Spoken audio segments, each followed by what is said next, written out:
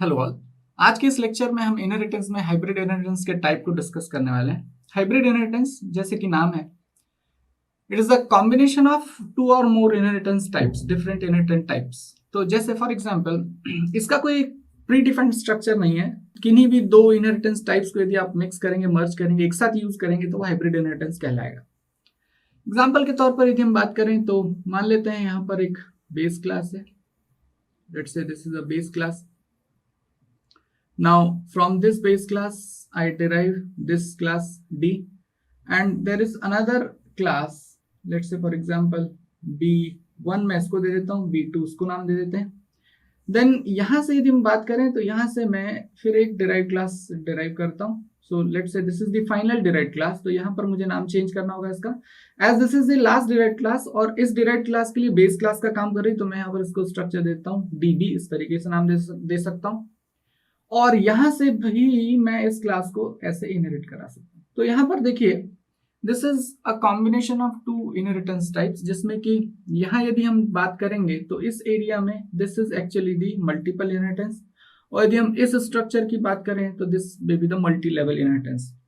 तो इस तरीके से this may be the structure of the hybrid inheritance. जैसे कि मैंने पहले कहा, हाइब्रिड इनहेरिटेंस का एज सच कोई फिक्स स्ट्रक्चर नहीं है। डिपेंडिंग अपॉन रिक्वायरमेंट, जो भी आपको क्लासेस इंप्लीमेंट करनी है उस हिसाब से आप अपना स्ट्रक्चर को डिफाइन कर सकते हैं। तो यहाँ पर मान लेते हैं कि मुझे इसी क्लास स्ट्रक्चर को यदि इंप्लीमेंट करना है, तो उस केस में हम कैसे अलग अलग क्लासेस को डिफाइन करेंगे उसके बारे में बात करते हैं। तो देखिए, सबसे पहले I will define the class B1। So for that so I will write class B1, और इस क्लास B1 में फिर से प्राइवेट प्रोटेक्टेड पब्लिक मेंबर्स हो सकते हैं। Now independently I can define the class B2 also. So यहाँ पर मैंने लिखा क्लास B2, और ये B2 क्लास भी कहीं से इनहेरिटेड नहीं है, इंडिपेंडेंट क्लास है, इसके भी प्राइवेट प्रोटेक्टेड पब्लिक मेंबर्स हो सकते हैं। तो इस तरीके से हमने ये क्लासेस डिफाइन करी। आगे चलते हैं। अब मुझे DB क्लास डिफाइन करनी है, उसके बाद D क्लास डिफाइन करनी है। स्ट्रक्चर DB का यदि मैं डिफाइन करता हूं तो मुझे क्या डिफाइन करना होगा? सो आई राइट यहाँ पर आगे मैंने यहाँ लिख दिया, लेट्स से क्लास DB, और अब इस DB को यदि हम ध्यान से देखें तो ये चाइल्ड क्लास है बेस क्लास B1 की। So first of all here it should be B1 now. So DB को जब मैं इनहेरिट करता हूं तो वो बेस क्लास B1 होगी, तो यहाँ मुझे लिखना पड़ेगा that is VM of B1। तो इस तरीके से, जैसे मैंने कहा, इसका कोई फिक्स स्ट्रक्चर नहीं है। जैसा आपको इंप्लीमेंटेशन चाहिए उस हिसाब से आप यहाँ पर सिंटेक्स को यूज कर सकते हैं। सिंटेक्स हम ऑलरेडी डिस्कस कर चुके हैं। आगे चलते हैं। अब मुझे लास्ट क्लास डिफाइन करनी है, that is D, that is the final derived class. तो अब हम इसे डिफाइन करने की कोशिश करते हैं। तो मैंने लिखा क्लास D, और अब देखिए, ये D क्लास के लिए दो बेस क्लासेस हैं। एक है DB is a base class for this class D, और B2 भी इस D के लिए बेस क्लास है। तो मैं कैसे लिख सकता हूं? मैं ऐसे लिख सकता हूं VM ऑफ, सबसे पहले बेस क्लास लेते हैं DB, कॉमा, और फिर यहां पर B2 के लिए मुझे लिखना होगा VM ऑफ B2।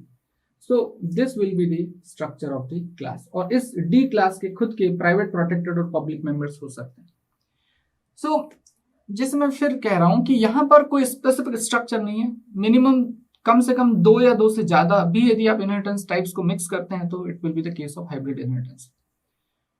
इसके लिए यदि मैं प्रैक्टिकल एग्जाम्पल यदि इंप्लीमेंट करने की कोशिश करूं तो हम कुछ ऐसा कर सकते हैं कि हमारे पास एक स्टूडेंट क्लास हो।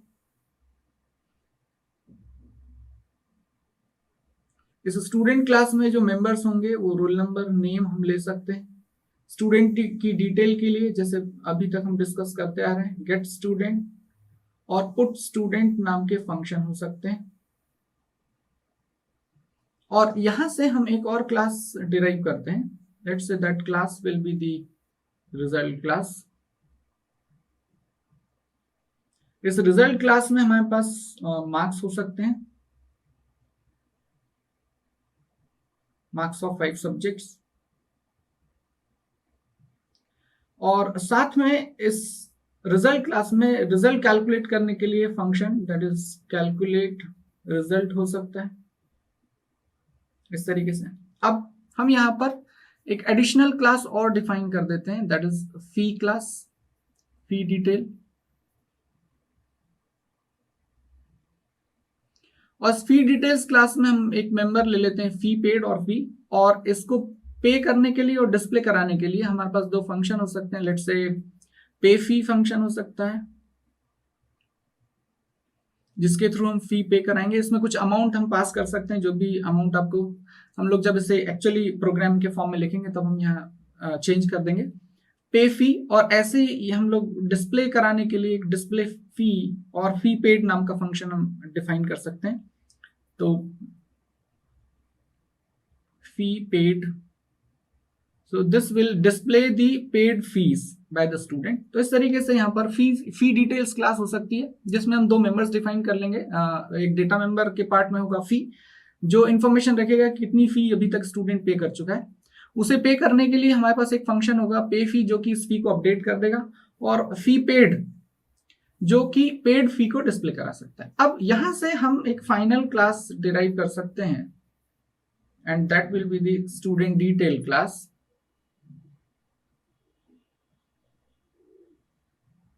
और स्टूडेंट डिटेल्स क्लास की मदद से फिर हम इन सारी चीजों को यहां पर डिस्प्ले करा सकते हैं। तो यहां पर मैं एक फंक्शन बना सकता हूं, लेट्स से डिस्प्ले स्टूडेंट।